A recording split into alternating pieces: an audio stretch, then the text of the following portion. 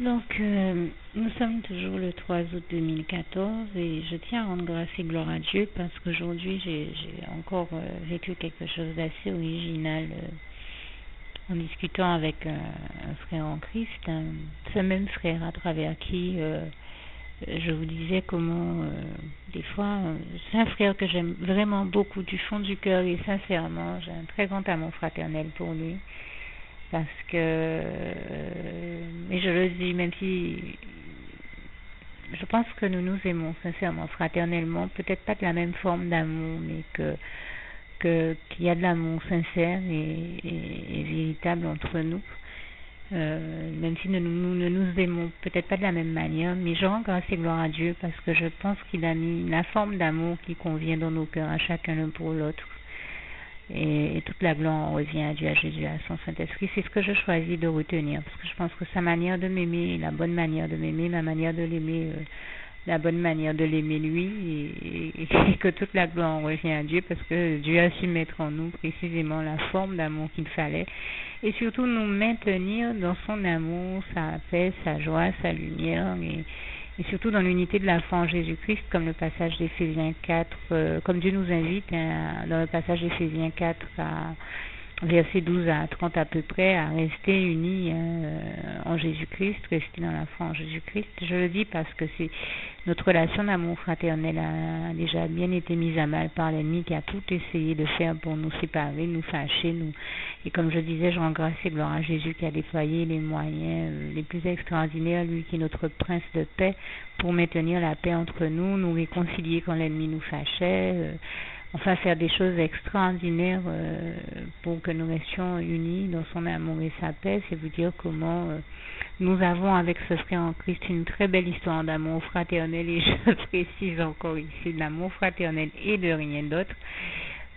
Parce qu'il ne s'agit pas d'une histoire d'amour tout court. C'est vrai que notre histoire a commencé comme une histoire d'amour, mais ce n'est pas ainsi qu'elle va se terminer. Elle va se terminer comme une histoire d'amour fraternel et rien d'autre, je le précise ici.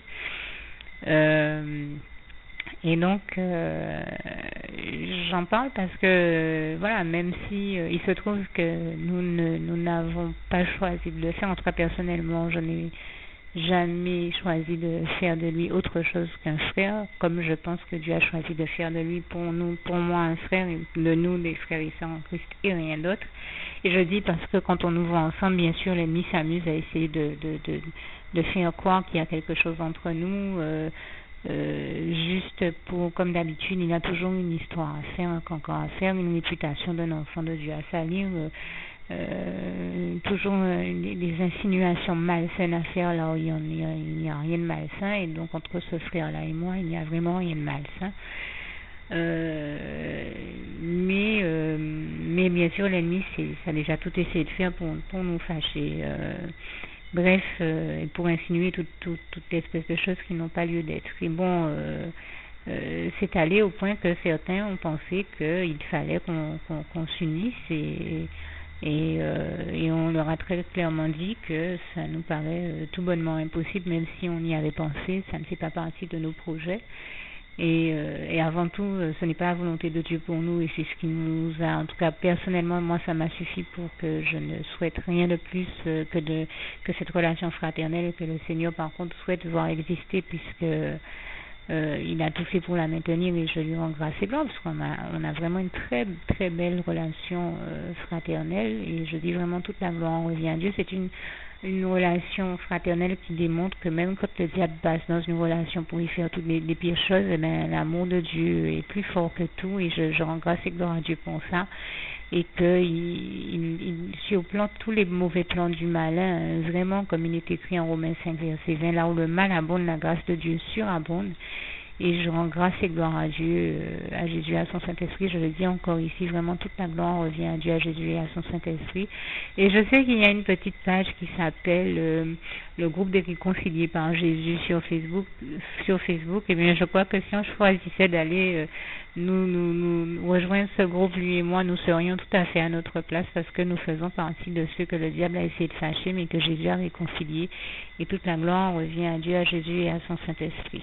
Et c'est d'autant plus difficile, nos rapports sont d'autant plus difficiles que le diable, sachant comment nous nous aimons très fort tous les deux, fraternellement, je le dis encore là ici, s'amuse des fois à nous utiliser l'un pour attaquer l'autre, mais alors avec les pires attaques, les pires propos. Et je vous disais comment depuis quelque temps il essaie de m'ôter la vie. Et bien c'est au point où quand j'ai ce frère-là en ligne, mettons en 15 minutes, il m'a déjà fait 3 menaces de mort. C'est quand même quelque chose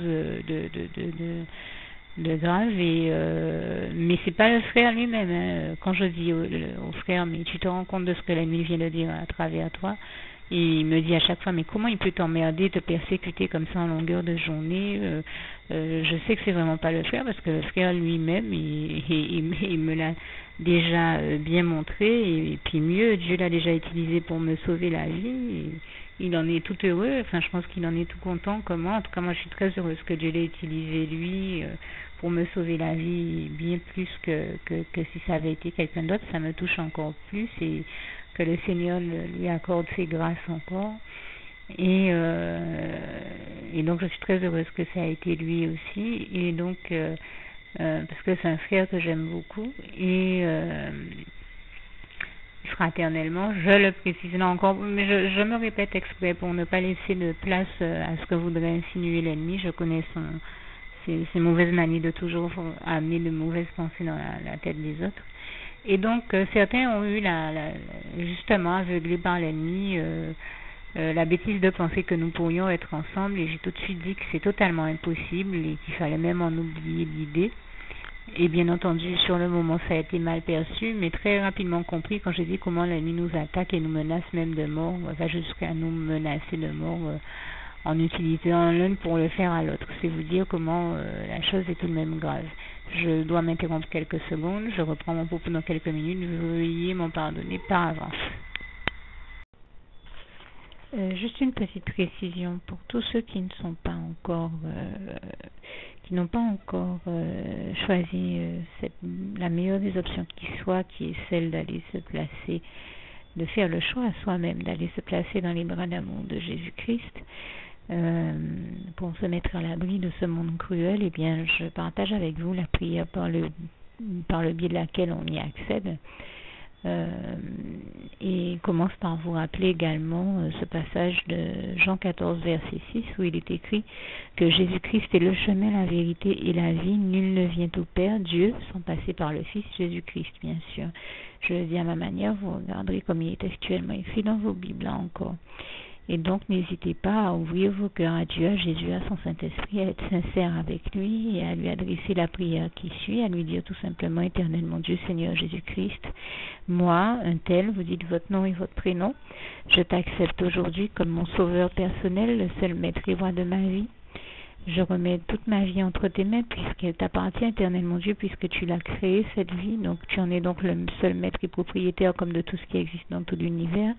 Je remets donc toute ma vie entre tes mains, je te la donne.